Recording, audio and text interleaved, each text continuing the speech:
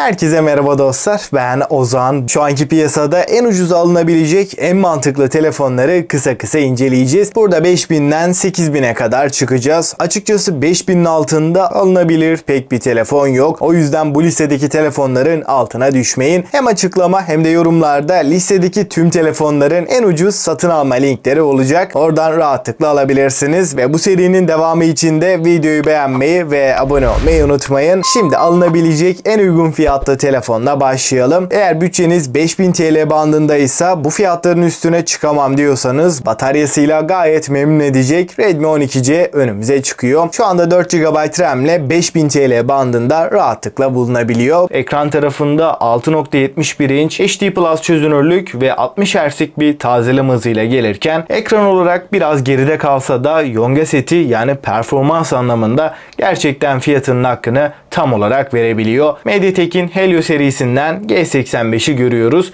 Bu işlemcimiz performans olarak da batarya verimliliği olarak da bu fiyatlarda gayet ideal. 4 GB RAM ve 128 GB depolama ile gelmesi fiyatına oranla gerçekten önemli bir avantaj. Kamera kısmında ana kamera 50 megapiksel çözünürlüğündeyken Full HD 30 FPS videolarda çekebilmek mümkün. Burada f1.8 diyaframla da güzel fotoğraflar çekebiliyoruz. 5000 mAh batarya, maalesef ki herhangi bir hızlı şarj desteğimiz bulunmuyor. Bataryasıyla da oyun deneyimi, genel performansıyla da üzecek bir telefon değil. Ama bütçemi 500 TL daha arttırabilirim diyorsanız hem ekran kalitesiyle hem de genel performansıyla Redmi 12022 kesinlikle daha mantıklı. Burada 6.5 inç Full HD Plus çözünürlük ve 90 Hz tazeleme hızını görebiliyoruz. Performans kısmında Helio G88'i görürken 4 GB RAM ile beraber bu işlemci en az 2-3 yıl idare edecektir. Kamera tarafında da 50 megapiksellik bir kameramız var. Videolarda da Full HD 30 FPS videolar çekebiliyoruz. 8 megapiksel ultra geniş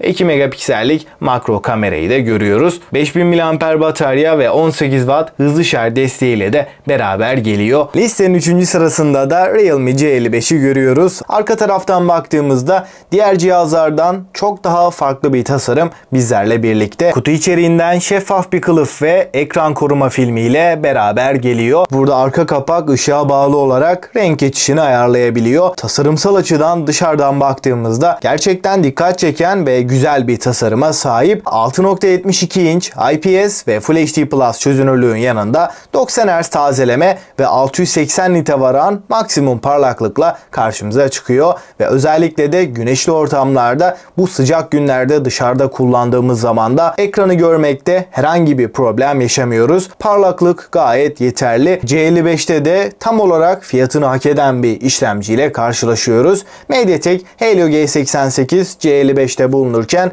6 GB RAM ile beraber de gayet stabil bir şekilde çalışıyor. Performans yönünde fiyatına oranla oldukça beğendiğimi belirtmem gerekiyor. Ana kameraya baktığımızda 64 megapiksel ve f1.79 diyaframlı HDR destekli güzel bir ana kamera sensörüyle karşılaşıyoruz. Fotoğraf çekim kalitesi aydınlık ortamlarda olduğu kadar gece çekimlerinde de fiyatını oranla düşündüğümde gayet yeterli diyebilirim. Fakat ikinci kameramız sadece derinlik algılama kamerası. Yani burada bir ultra geniş veya makro kamerayı göremiyoruz. Video tarafında da en fazla Full HD 60 FPS videolar çekebiliyoruz. Titreşimleri engelleme, stabilizasyon noktasında çok yüksek bir performans beklemeyin. Alt segment bir cihaza göre idare edebilecek bir video performansına sahip. Ön tarafa geldiğimizde de 8 megapiksel ve Full HD 30 FPS videolar çekebilen bir kameramız var. 5000 mAh batarya ve 33 Watt hızlı şarj desteğiyle beraber geliyor. Kutu içeriğinden bu adaptörün çıkması da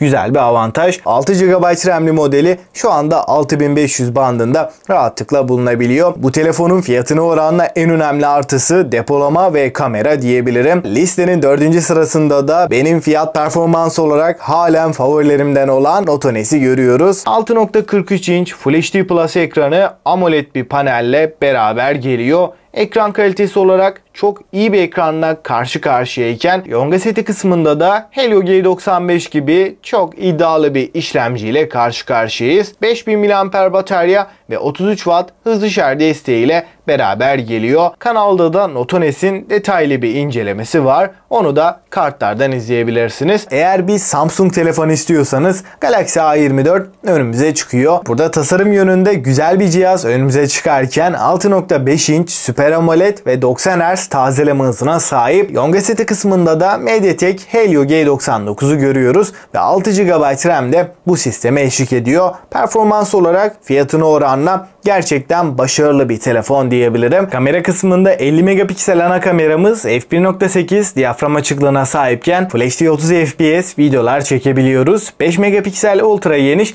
2 megapiksel makro kamera da var. Ön tarafta da 13 megapiksellik bir kamera varken 5000 mAh batarya ve 25 Watt hızlı şarj desteğiyle beraber geliyor. Listenin son sırasında da Realme 10'u görüyoruz. Tasarım yönünde Realme 10'a baktığımız zaman rakiplerinden farklı özgün bir tasarımla geldiğini söyleyebilirim. Tasarım olarak güzel ama arka kapak fazlasıyla parmak izi bırakıyor. Hem arka kapağımız hem de çerçeveler plastik bir yapıya sahip. 6.4 inç Super AMOLED ve 90 Hz tazeleme hızı bu ekranda kullanılmışken Full HD Plus çözünürlükle de ekran deneyimi fiyatına oranla fazlasıyla başarılı. Burada hem renkler açısından hem de keskinlik açısından gerçekten iyi bir ekranla karşılaşıyoruz. Akıcılık konusunda da 360 Hz dokunma hassasiyetiyle ekranımız gerçek anlamda tepkisel bir şekilde çalışıyor. Telefonu kullanırken keyif veren bir deneyim aldığımızı söyleyebilirim. Donanım tarafında yeni nesil bir MediaTek işlemciyi görebiliyoruz. MediaTek Helio G99 Realme 10'da bulunurken 6 nanometre olan bu işlemcimiz oyun performans tarafında da düşük orta grafik arasında PUBG, Call of Duty Mobile gibi oyunları 60 FPS'te gayet güzel bir şekilde açabiliyor. Stabilite açısından da bize fazla sorun çıkarmayan bir işlemci. Oyunlarda FPS dalgalanması çok nadir diyebilirim.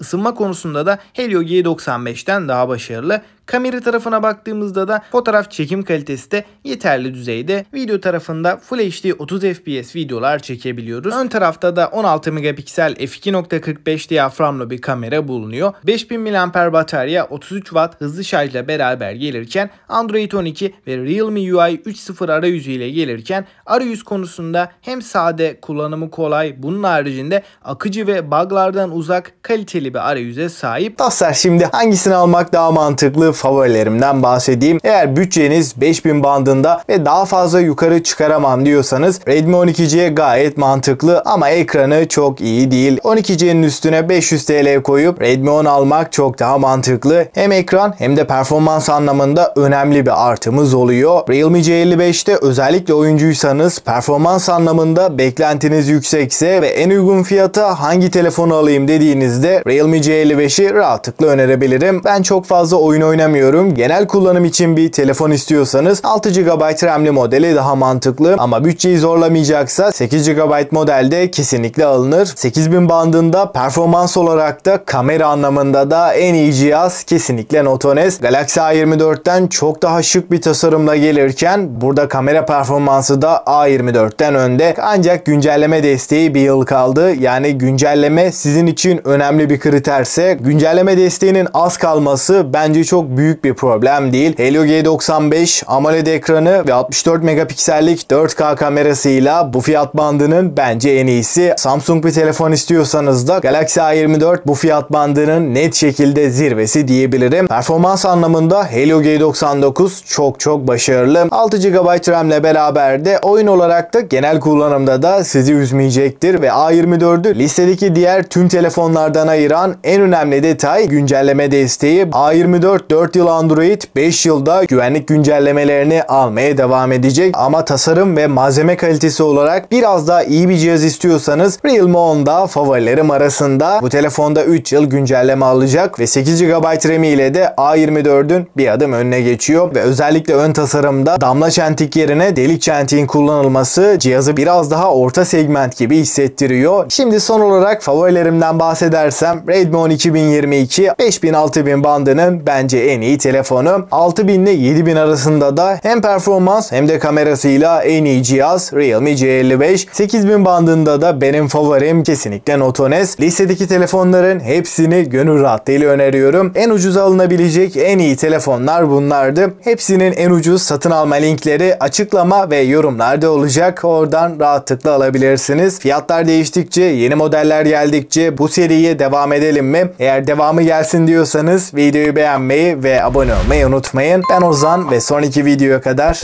hoşça kalın.